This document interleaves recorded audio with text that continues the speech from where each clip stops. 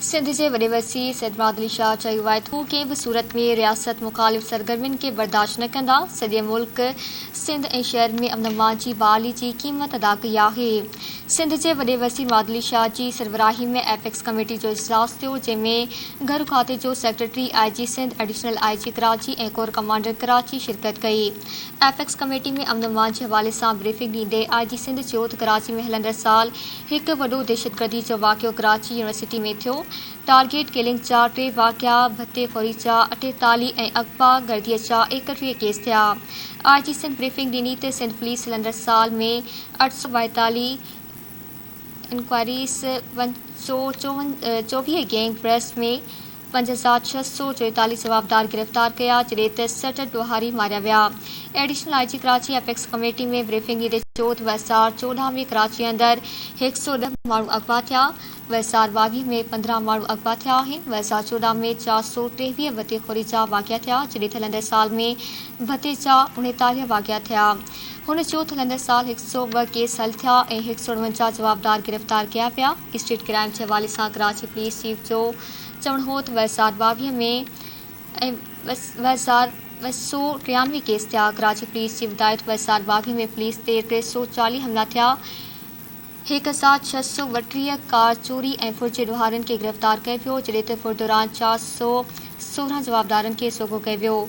Corps commander Karachi committee खे ॿुधायो त शहर में 787 अहिड़ा ॾोहारी आहिनि जेकी बार बार ॾोह कंदा रहनि था, 540 माण्हू मंशियात जो कारोबार कनि था ऐं 244 ज़मीन ते कब्ज़ा कराइण में मुलविस आहिनि।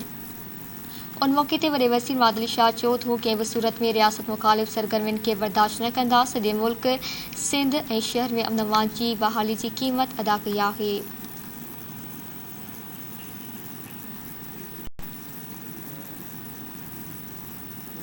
सिंध जे वॾे वज़ीर अली शाह दहशतगर्दनि खे ॻोल्हे ख़तमु करण जी अज़म जो इज़हार आहे। सिंध जे वॾे वज़ीर अली शाह जिना अस्पताल में कराची जे इलाइक़े सदर में थियल धमाके जे ज़ख़्मियुनि सां इयादत कई ऐं हुननि जी जल्द सिहतयाबी लाइ दुआ कई।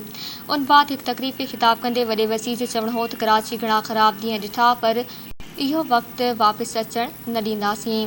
हुन चयो त कराची यूनिवर्सिटी में माची वियल चीनियुनि जी यादि में काल्ह तक़रीब थी ऐं सदर में धमाको थी वियो। संदसि चवणु हो त कराची में क्राइम इंडेक्स हेठि वधी विया आहिनि। सेफ सिटी ते अमल दरामद में कुझु इशूज़ आहिनि, पर कोशिशि थींदी त जल्द मामला हल थी वञनि, जीअं ई नेक्टा खे ॿीहर फ़ाल करियूं। अली शाह चयो त दहशतगर्दनि खे लिकण जी जाइ न ॾींदासीं, चूंडे दहशतगर्द ख़तमु कंदासीं। हुन चयो त दहशतगर्दनि जो को मज़हब न आहे, ॿोली दहशतगर्द मुनज़िम आहिनि ऐं ॿाहिरीं मुल्कनि खां उन्हनि खे मदद थी रही आहे।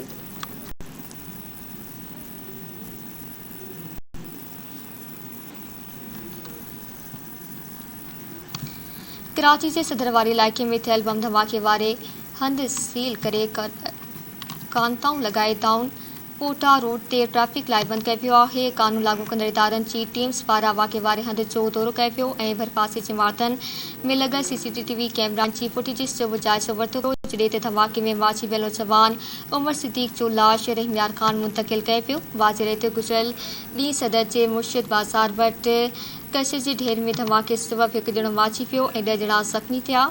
बम डिस्पोजल स्क्वाड जी रिपोर्ट मूजिबि धमाको टाइम डिवाइस रिमोट कंट्रोल ज़रिए कयो वियो। धमाके लाइ 2.5 किलो बारूदी मवाद इस्तेमालु कयो वियो। कराची जे सदर वारे इलाइक़े में थियल धमाके जी बम डिस्पोजल स्क्वाड शुरूआती रिपोर्ट तयारु करे वरिती आहे। VDS इख़्तियारनि मूजिबि धमाके में 2 किलो बारूदी मवाद ऐं 1/2 किलो बाल बेयरिंग इस्तेमालु थिया। धमाको टाइम डिवाइस ज़रिए कयो वियो। मासी में इन नवीअ जा 2 धमाका कया विया। हिकु धमाको शीरीन जिना कॉलोनी जॾहिं त ॿियो माड़ीपुर रोड ते कयो वियो।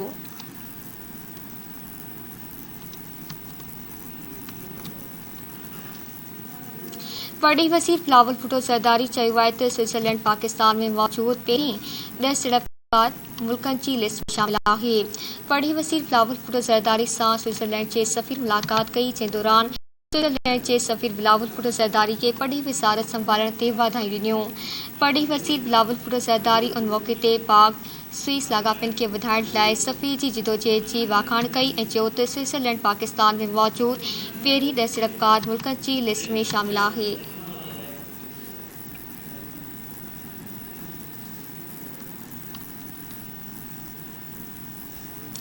वज़ीर आज़म शहबाज शरीफ ऐं मुस्लिम लीग नून जे क़ाइद नवाज़ शरीफ विच में अहम ॿी मुलाक़ात थी, जंहिंमें मुल्क जी मुआशी सूरतहाल ऐं बहाली वारनि क़दमनि ते ख़्यालनि जी ॾे वठि कई वई।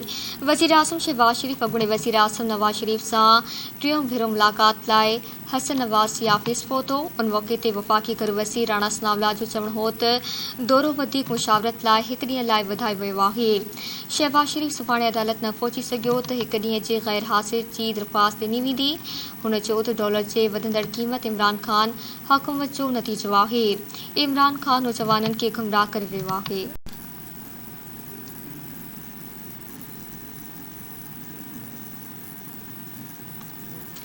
नून लीग जे मरकज़ी नायब सदर मरीम नवाज़ अॻूणे वज़ीर आज़म इमरान ख़ान ऐं संदसि पार्टी ते तनक़ीद कंदे चयो आहे त नोट ऐं रिआयतूं ॾिसी इमरान ऐं PTI जे पिणु लॻंदी आहे। समाजी राब्तनि वारी वेबसाइट ते जारी कयल बयान में मरीम नवाज़ चयो त मुल्क जो रत चूसींदड़ इस्तीफ़ा ईअं ॾेई रहिया आहिनि ॼण उहे कॾहिं वापसि न ईंदा। हुन लिखियो त पैसो ॾिसी इमरान ख़ान जा समूरा असूल हवा थी वेंदा आहिनि। नोट ऐं इमरातूं ॾिसी इमरान ख़ान ऐं PTI जे गिग ॻणणु लॻंदी आहे। नवाज़ पुछाणो कयो त इमरान ख़ान कहिड़े कम जी पघार वठी रहियो आहे, मुल्क खे तबाह करण या आइन टोड़ण जी।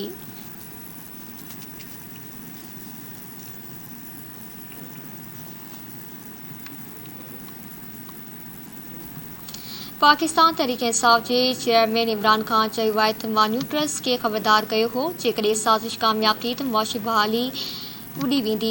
बरतानवी जलसे खे ख़िताब कंदे इमरान ख़ान चयो त अॼु पाकिस्तानी रुपयो तारीख़ जे घटि तरीन सतह 193 ते आहे, जेको 8 मार्च में 178 ते हो। व्याज जी शरह 1998 खां पोइ 15% जी बुलंद तरीन सतह ते आहे। हुन चयो त स्टॉक मार्केट में 300 पॉइंट्स या 6.4% ताईं किरी चुकी आहे। स्टॉक मार्केट 604 अरब रुपयनि जी कैपिटलाइज़ेशन वधाए चुकी आहे। महांगाई जनवरी 2020 खां पोइ 13.4% जी बुलंद तरीन सतह ते आहे। इहे सभु इम्पोर्टेड हुकूमत तारीख़ जी घटि तरीन एतमाद जूं अलामतूं आहिनि।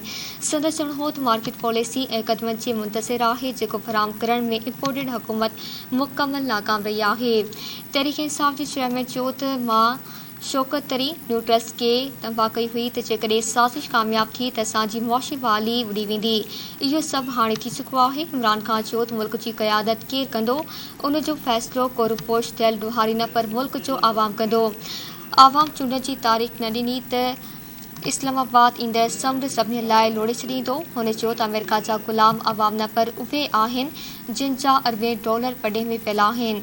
इस्लामाबाद अचण वारा पंहिंजे ख़ौफ़ जूं ज़ंजीरूं टोड़नि। असां मुल्क खे अमेरिका जी ग़ुलामियुनि खां आज़ादु करणो आहे।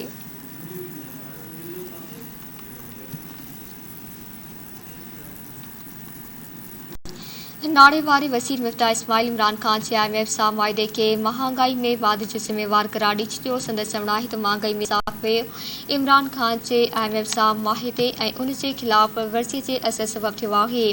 हिकु बयान में मिफ्ता इस्माइल चयो त डॉलर जी क़ीमत में वाधे जो सबबु इमरान ख़ान जो IMF सां मुआहिदो ऐं उन जी भनगड़ी आहे। नाणे वारे वसीर चयो त इमरान ख़ान मईशत खे जंहिं हालत में छॾियो उन खे उतां वापसि आणणु को सवलो कमु न आहे। पेट्रोल ते सब्सिडी सबबु हुकूमत खे अरबे रुपयनि जो नुक़सानु थी रहियो आहे। हिन महीने 120 अरब रुपयनि जो नुक़सानु थियो। मिफ्ता इस्माइल चयो त एॾो वॾो ख़सारो का बि हुकूमत बर्दाश्त न करे सघंदी। हुकूमत वटि पैसो नाहे ऐं जॾहिं अञा बि सब्सिडी ॾिए थी त वधीक कर्ज़ वठणा पवंदा। व्याज शरह में वाधि सां रुपए ते दबाव वधी रहियो आहे। नाणे वारे वसीर चयो त इमरान ख़ान 3.5 सालनि में 71 सालनि जी मजमूई कर्ज़नि जो 80% कर्ज़ वरितो आहे।